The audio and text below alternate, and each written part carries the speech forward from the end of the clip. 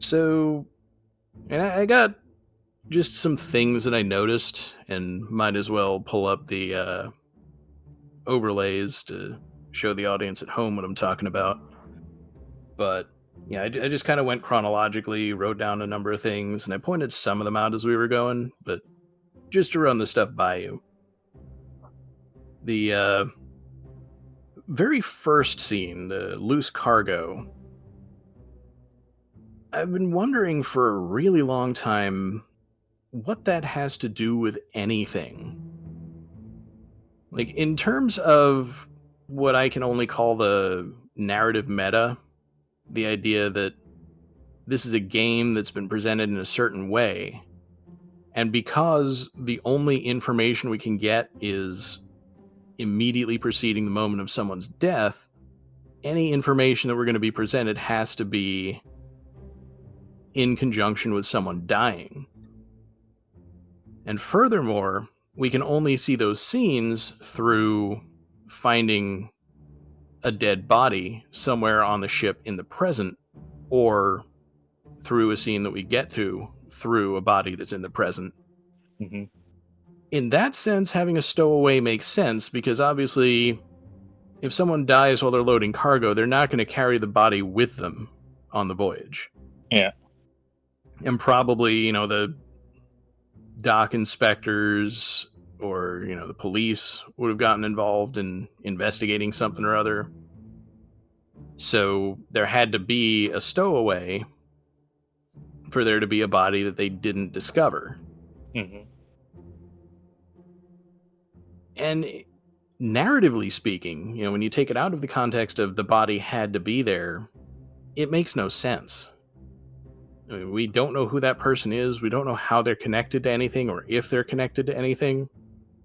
Did somebody really expect that they'd be able to survive in a barrel all the way around Africa to Eastern Asia? Or maybe they were planning to come out of the barrel and find a way to hide? I don't know. I don't believe it's ever intended to be thought about much further. I think about everything further. But, like I said, I wasn't able to find a literary term for the way in which the format of a story affects the narrative. Like, certain things have to happen or can't happen because of the way the story is being told. I wanted to call it the meta narrative, but that is actually a thing, that, like, a grand narrative that attempts to explain absolutely everything. Not really sure how useful that is as a literary concept, but they named it. Must be. Another thing I noticed about that scene is the main people who were moving the cargo right then, particularly who were moving the cargo near where the chest is, are Solomon Syed and Renford Rajub, the two guys who got sick and died. I don't think they got sick from the Lasker house. I think they got sick from moving the chest. And I suppose that you mean that the others that moved the chest in the calling just didn't have time? Right. To get sick and die? I mean... Because they all died shortly after having handled the chest. But then again, you'd have to presume that the chest was being handled at some point or time from the people, the Formosan guards, like Chiotan and Hoksang Lao, at some point or another. And maybe they knew to take different precautions about it. Well, it seems odd to just have a death chest handled by other people just like that, knowing that it'll kill people. Yeah, and maybe they didn't handle it directly. Maybe, being too close to it, maybe something else happened. I mean, the only time we see it before it's removed from the ship, the drawer is open. It seems safe to assume that Nichols opened it, but there's. It just seemed kind of interesting to me that those two were precisely the two that were loading the cargo on that side of the ship, and they're the two that got sick. So, could be either coincidence or something that the author just didn't really think about, but, Hmm. I'm looking for any kind of connections. I spot that kind of stuff. It was also interesting that so many of the people who were involved in the kidnapping were on the scene. So O'Hagan is there, moving some of the cargo. Both of the Russian seamen are there. Probably a coincidence, but it seems kind of weird that out of all the seamen that there are on the ship who could be present moving cargo, those are among them. Yeah. Well, it's also something that I would file under likely just a coincidence. Hmm. And I also noticed that Charles Minor is watching from the top deck. I guess he's overseeing the cargo operation. Didn't really think a whole lot of it, but that was one of those things you probably wouldn't think to look for. Hmm. Then in A Bitter Cold Part 3, I noticed that even though the entrance to the surgeon's office is dark, you can still get in and see James Wallace, the surgeon's mate, cleaning the bed there. Hmm. So, a better indication than the one that I found that he's the surgeon's mate. Yeah. I guess you can also take a look at something like the guy that Dahl killed, where um, the surgeon says, "Keep pressure here," Mm, and then when you see it, Wallace is the one keeping pressure here. yeah, that's a good spot. So that's the one that's taking the orders. Yeah. So, I noticed that the chest drawer was open when Nichols killed Nunzio Pasqua, and I thought maybe that's why the mermaids were gathered there in the first place. Like opening the chest, it seems to be that whatever is in the chest is some kind of suppressant for whatever effect the shells have, and that they had the shell in the drawer possibly to seal it away and prevent it from attracting whatever it attracts. Based on what we saw in chapter 8, I might need to revise the theory, and that's kind of why I wanted to wait until the end to talk about this stuff. But, two of the mermaids that show up in the calling have those shells on their backs, and the third one doesn't. So I kind of wonder if Yeah. maybe they were always a set of three, and they were just trying to get that last shell back.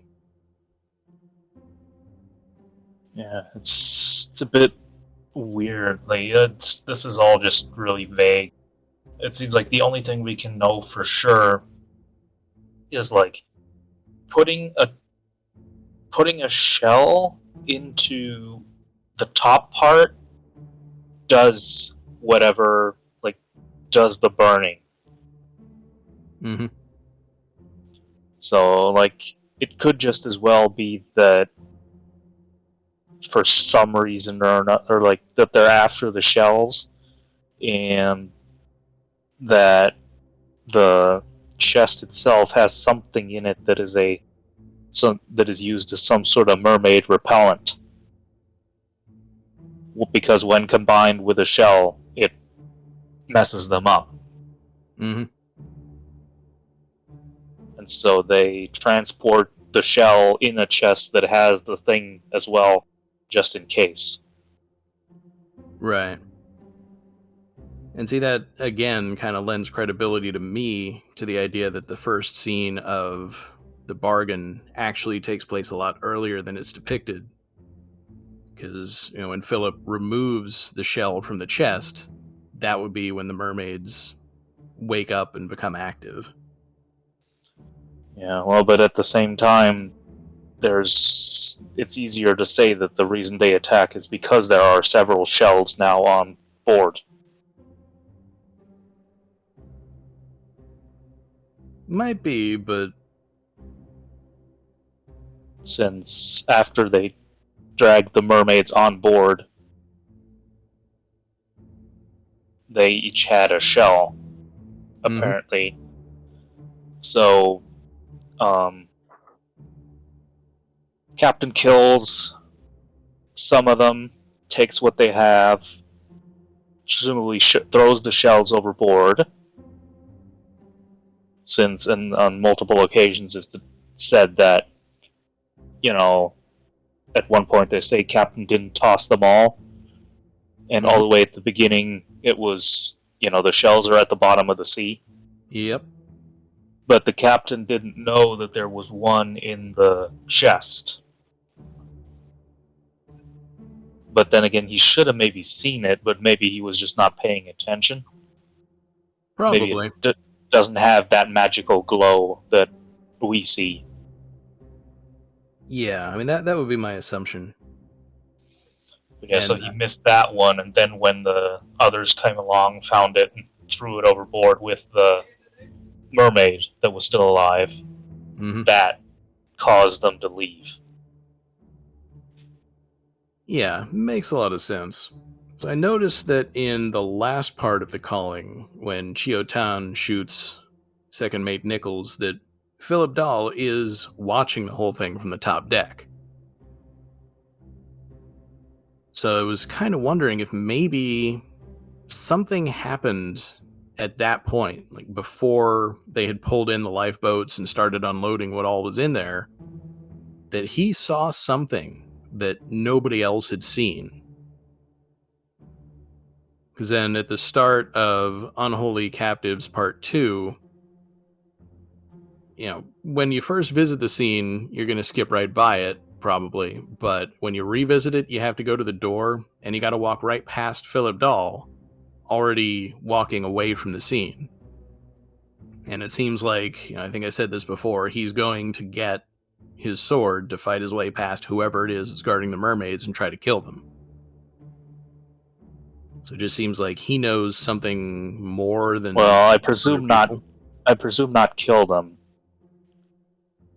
since I'm pretty sure he yells like "throw them back or doom us all." Hmm. So I think his idea is more we shouldn't mess with this. Put them back in the sea where they belong, or else they'll mess us up. Yeah, could well be.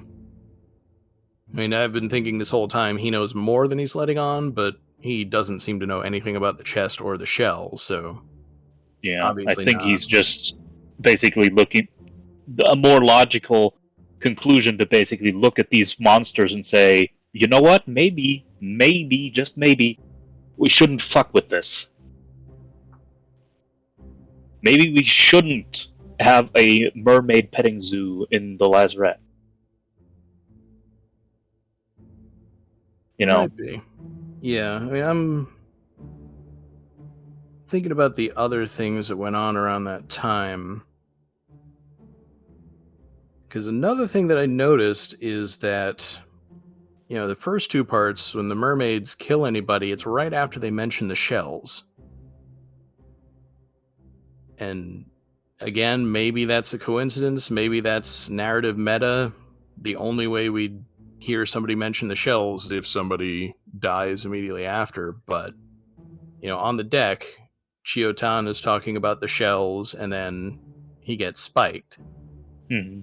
And then the cook is reaching for the shell and the mermaid clubs him in the head.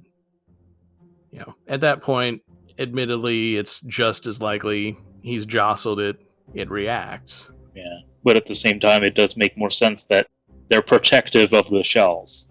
Mm-hmm. But yeah, I just went and looked again. So yeah, Dahl says these ungodly beasts carry a curse. Throw them back or doom us all. Yeah, and that's obviously what he was going for.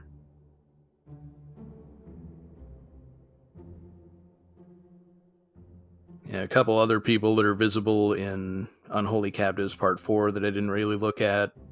At the top of the stairs, the butcher and the artist are trying to get downstairs, and the gunner's mate is stopping them. Mm-hmm. And you can also see them carrying the chest down the stairs. Let's see. Soldiers of the Sea Part 1. If you look down, you can actually see the crab monsters already starting to climb the sides of the boat. That's kind of cool. And then part 3, the carpenter's mate said, "Here, catch." And you can actually see the axe that he's throwing and the crab monster knocking it aside. Hmm. Yeah. So in the next part, it's lying there on the deck. And the carpenter also takes a spike in the shoulder in that scene.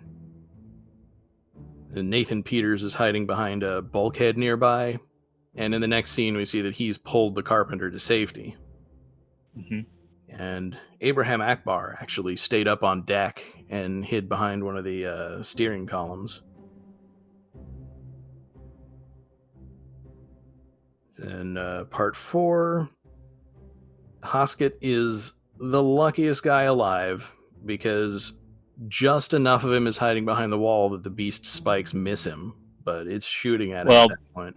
at the same time, remember uh, the one scene in like after Chiotan shoots Nichols, where they're interrogating him, and the captain has a spike both shoot directly over his head and directly between his legs.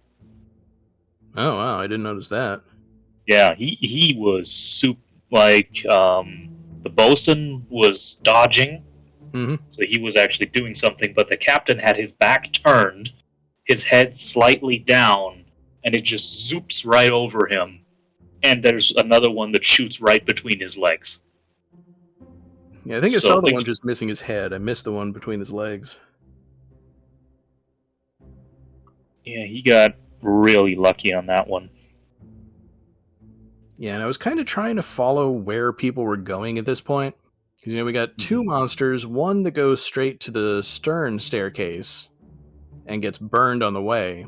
The other one loops around. The gunner's mate is opening the door to the cargo hold stairs, and the monster apparently goes down those stairs, and that's where it gets shot by the carpenter.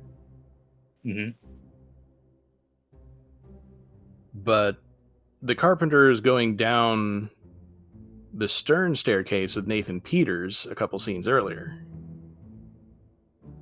So it seems like they got to the bottom of the stairs and then crossed the cargo hold. And Nathan Peters in particular is hiding under the stairs in that scene. He's stabbing it from under the stairs. So it seems like they knew where it was potentially going, but not the route that it was going to take to get there.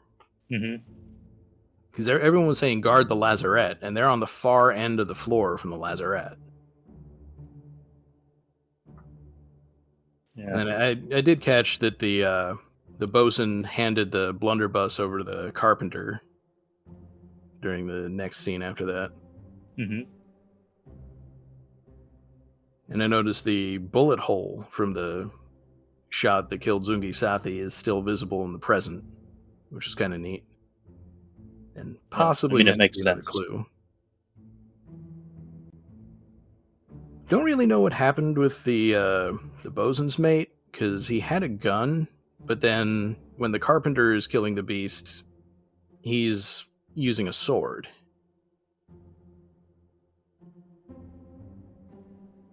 I presume they're just kind of using what they have on hand, I guess. Or like maybe somebody was busy at the time, like getting the weapons. Might be, I but I think mean, there's he a lot had, of there's a lot of logistics going on in those scenes. yeah, but I mean, he had the gun. He used it to shoot at the creature and hit Zungi Sathi instead. And then after it goes down the stairs, he's back with a sword. Maybe he's out of ammo. Could be. Yeah, I don't know how much ammo any of the guns that were present in that would have held. Yeah, I found, looking at the gunner's store in the present, all the bags of powder. There are a fair few of them missing. And we can see some of the guys loading up the cannons are using them, but the whichever one of the Chinese topmen it was still alive at that point, had one of those bags of powder. So I'm guessing, maybe he wasn't so much trying to escape as, trying something similar to what the midshipmen did, trying to blow it up with powder. Possible. And let's see, in part 4, I noticed that Leonid Volkov is kind of cowering behind one of the cannons. In the next scene, he's helping to clean up the gunner's body. So, sort of a big shift there. Mm-hmm. And in scene 5, you can see the midshipman carrying the powder up the stairs, getting ready to enact the plan. I think I covered most of the rest of what I've got here.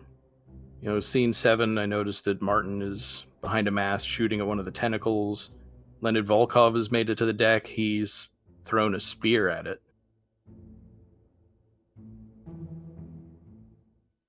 And then Thomas Lanke is holding one of the steering columns again, having just watched his friend explode. And I guess the last thing was in the escape part 4, when I went back up to the deck. I hadn't seen him before, but the captain is there and just looks utterly devastated. You feel sorry for the guy.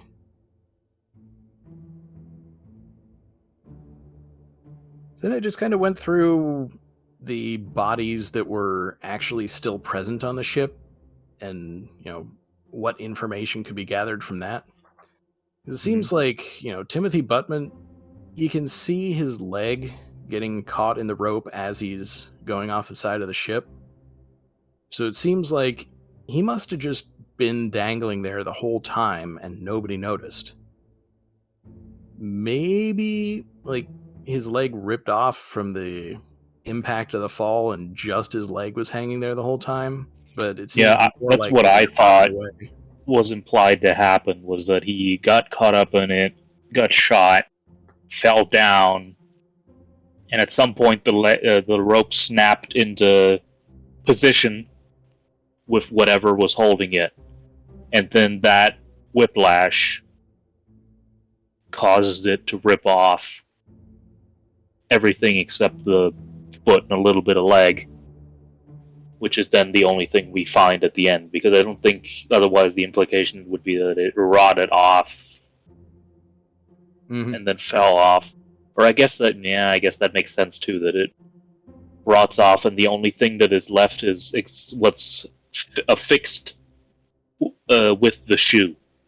Yeah, that's what I kind of assumed had happened, because it would take a lot more than a fall. Yeah, especially I don't know, where's he hanging outside of? I believe it's Hoskett's room. So what was it again? It was during. So this. Okay, well, we just triggered the credits. Okay, fair enough. I mean, we should show the credits on camera at least. Yeah, I like to do that.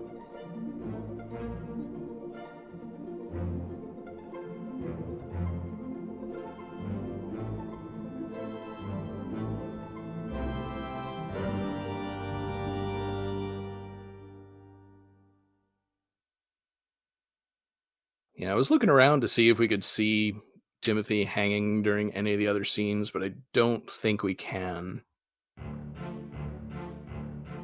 Yeah, I don't believe that we're ever able to see inside the cabin again. Yeah, I know Hoskett is coming out of that cabin in one scene, but I think that was the scene that led to us discovering it, and I don't think we can get past him in the past. And then, in The Calling, we're on the wrong side of the ship. And then, John Naples' leg, they just never found it, apparently. Zungi Sathi, Yeah, they probably just never checked the port walk after that point. Mm. Edward Spratt, probably a good thing nobody ever found him.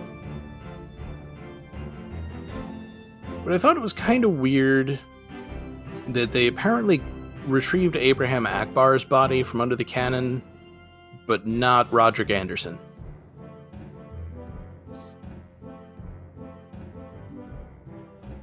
Yeah, I guess there's some leeway that has to be given in the name of gameplay. Yep, yeah, the narrative meta again. We got to get in the scene somehow. Right. I mean, both bodies lying there would almost make more sense to me than one of them having been cleaned up. But I suppose it's also possible the cannon that crushed Abraham was moved by the beast, and the other one was just still pinning the steward's body to the wall so they couldn't get to him. Thomas Lange is a very weird case to me, because they cleaned up all the other bodies of people that were shouting about the mutiny. And it's not the case that they didn't know he was there, because Hoskett was there when he died. Apparently, they decided deliberately to leave his body in that cabin. Well, I think what's partially might be there, like midshipmen apparently are, a higher nobility type people or like higher class people. Yeah, they're officers in training according to the glossary. And presumably they, because the hammocks disappear because they're using them as body bags and then tossing the people overboard. Right? And so I presume that maybe the midshipman would be kept on board so he could be brought back and given a proper burial. Because I assume like a hoity-toity family wouldn't be too happy with their son getting thrown overboard just like that. Maybe, but I mean, they got rid of the fourth mate. And he is an officer. Yeah, but like I mean specifically like midshipmen are apparently like from higher families that get like from get their spots in like nepotistic ways. Mm-hmm. So here we can rewind. We can cancel the progress from the bargain, which I don't think we need to look at again. Otherwise, you can copy. You can copy the file if you want to keep it. Yeah, may as well. So you can rewind the second one. And so now we're back on the ship right at the end. We can take a bit of a look around. Because I was just going to...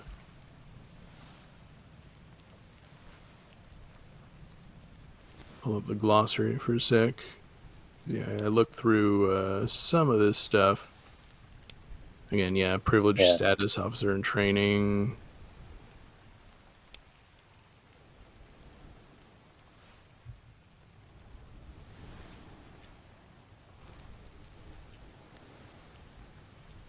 Yeah, I don't remember if there was anything in particular that I noticed in the ship of the present and didn't point out, but... Yeah, see, this body is gone in the present. It's just a memory of the body, so... Maybe the beast ate him. Also an option, I suppose, but... I don't know. I think there's a big part of this that is not supposed to be thought about. And, like, which bodies are there and which aren't is made as necessitated by the flow of the story. Yeah, and that's what I mean. You know, one of my favorite examples is some of the 60s episodes of Doctor Who, when, especially when they knew a cast member was going to be on holiday for a week, they would write the story so that that character was otherwise involved and didn't appear on screen, but they did it in such a way that unless you're thinking about it, you don't notice that that character is gone for an episode. Hmm. But more interestingly, there was one story where one of the actors got chicken pox and wasn't able to film, but they didn't have any time to prepare. And just by coincidence, it happened to be a story where weird things were happening. They were in a fictional world, and it was kind of the weirder the better. Hmm. So they filmed the character getting turned into a cardboard cutout without a face, and the doctor arranged the face incorrectly. And so that character was played by a different actor just for that episode. And it fit with the story because it was just another weird thing, but they hadn't planned it. It was Yeah. made that way because of the circumstances. And that's what I've been calling the narrative meta, the fact that factors about how the story is being created then affect what events actually take place in the story. And so if you're not considering it from that perspective, you actually have, the story taking a certain course, and Hmm. from the perspective of within the story, you ask, why is that? I don't know what this is, but the bosun wears it around his neck. Yeah. I assume it's a whistle. That's what I've been thinking too. Whistle, maybe like a spyglass or something, but it's No, his because like cursor. a bosun is supposed to have a whistle. Oh, okay, yeah. Yeah, he doesn't have it I in the think I uniform. think the glossary even says this. Hmm. Or no? Well, I've heard. I feel like I've heard this at some point or another. Might be in connection with the research you've done into the game. Yeah. Let's Okay. see. A One of these should be the boatswain's steward. call, pipe, or bosun's whistle is a Hmm. pipe or non-diaphragm type whistle used on naval ships. It is pronounced and sometimes spelled bosun's call. Hmm. It was Yeah. used to pass commands to the crew when the voice could not be heard over the sounds of the sea. Hmm. Interesting. Yeah, it just seems like when they went to fight the tentacle monster, he didn't grab it, but one of the steward's uniforms is hanging up here, and I think maybe this is supposed to tell you this is what the stewards are wearing, so you can recognize Hmm. them. I Yeah. don't remember any of the stewards not wearing their uniform when they died. Maybe it was a spare.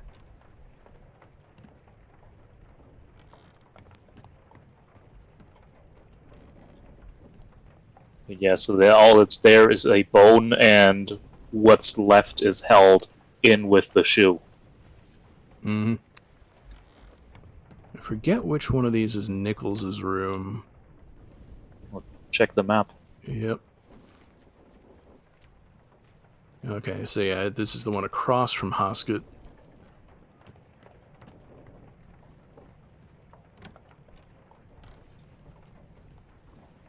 And nothing special. I don't know what I was hoping to find. Maybe like secret plans for kidnapping Formosan royalty hanging somewhere.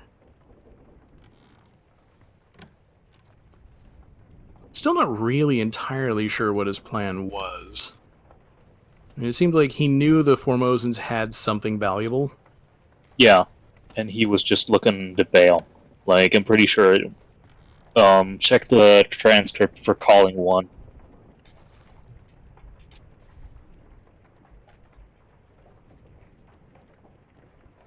Yeah, no, he was planning on getting to the Canary Islands.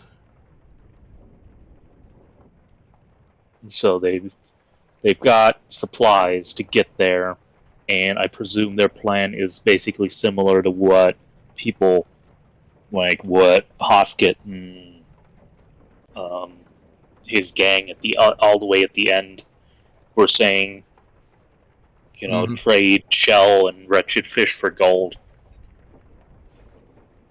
Yeah. That was the end one, I want to say. This is where he's demanding the shells. Or no, yeah. Unless we break it down, No, it'll it take was the more than those mutiny shells. scene. Yeah. So Yeah, it the was gunner's mate was talking about that. so it was Escape One was the scene, I think. Hmm. Well, this one, Or yeah, 4, is when we can hear them actually talking about the mutiny. Yeah, take it's ship and exactly the sail same east, plan. Sail to the Canary Islands, trade the fish and shells for gold.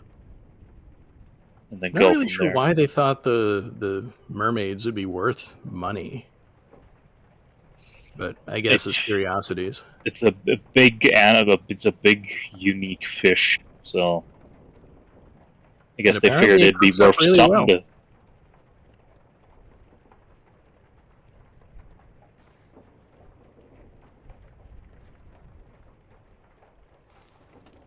Yeah, and I did find the one toilet on the ship, apparently. Hmm. For whatever reason, during the flashback, when the bosun actually dies, this curtain is closed. I don't think there's anybody on the ship who could possibly be behind it. Well, I mean, I guess you want to close the door, even if you're not taking a dump. Door, yeah, I mean, if they were blocking out a smell, but it's a curtain.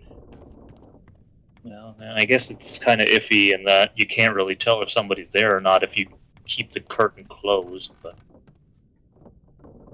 I'm not aware of 1800s poop deck etiquette. Right. Yeah, so there's the powder stores. Yeah, And swords, spears. yeah, and a little door that looks out to the outside that they never use, at least in any of the scenes that I remember seeing. Well, yeah. Well, normally you're supposed to get your stuff from there when it's being handed out orderly and not in a Jesus fucking Christ. There's spiders. Yep. We got to get this out. Yeah, and I compared the tool racks in the scenes immediately before and after the carpenter's mate throws an axe at the spider beast, trying to figure out where to grab the axe from. I don't think it's on any of these shelves. I don't know where it is, Mm. but Oh, possibly in one of the drawers or something. Maybe. Who knows? Maybe just lying around at the time. mm-hmm. But yeah, so that is the story of how I spent way too much time thinking about a game that can probably complete in like a few hours if you know what you're doing, and less than a day if you don't. So you would say you got your money's worth? Very much so. And now that I've been through the whole thing, I can confidently listen to the soundtrack and not worry about seeing any chapter titles that I don't want to. Yeah. Well, you wouldn't have. Like, they're all listed in the thing anyway. Yeah, I'm just the weirdo that doesn't want to know what kind of mood the music is going to set for a certain part of the game. I Hmm. haven't played it myself. But yeah, there's a lot of neat stuff. There's like, let's see, 8 extra tracks that are rearrangements of like individual themes. So I there's don't like remember if I three. used that for the first video or not. I wouldn't know either off the top of my head. Oh yeah, there's like 3 woodwind covers. Then there's grand covers that have like more elaborate instrumentation. And then there's a pub cover of the title theme, which is basically played on a sort of honky tonk sounding piano with a pub atmosphere in the background, which is also sounds also really neat. Mm-hmm. It's a neat soundtrack. Yeah, I'm Like looking forward its to music listening is to it a bit more regularly. like everything in this game. Like I feel like works really well together to make it more than the sum of its parts. Yep. Yeah, I can Like definitely see why people are so fond of it now that I've been through it. it is a really good game. Yep. Well, thank you very much for walking me through it because, like I said, I do not believe I would have gotten any enjoyment out of it just on my own. I would have been too frustrated. And instead, we got something out of it that we both enjoyed, and hopefully a lot more people will be able to as well. Yeah, except for the third stream. R.I.P. the third stream. Anyway, I will see all of you in more videos on my channel, hopefully, and the McD will have more videos on his. Yeah. So, see you around, everybody.